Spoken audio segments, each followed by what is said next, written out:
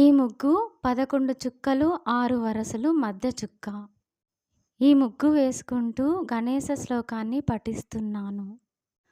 అగజానన పద్మార్కం గజానన మహర్నిశం అనేకదం తం భక్తానాం ఏకదంతముపాస్మహే.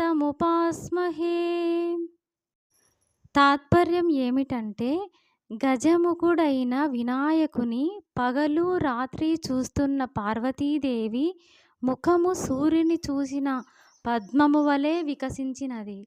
అన్ని వరములను తన భక్తులకు వసగే ఆ ఏకదంతుణ్ణి ప్రార్థించెదను. ఈ వీడియో కనుక మీకు నచ్చినట్లయితే లైక్ చేసి షేర్ చేయండి ప్లీజ్. దుర్గా హోమ్ టాక్స్ను సబ్స్క్రైబ్ చేసుకోండి. మంచి వీడియోతో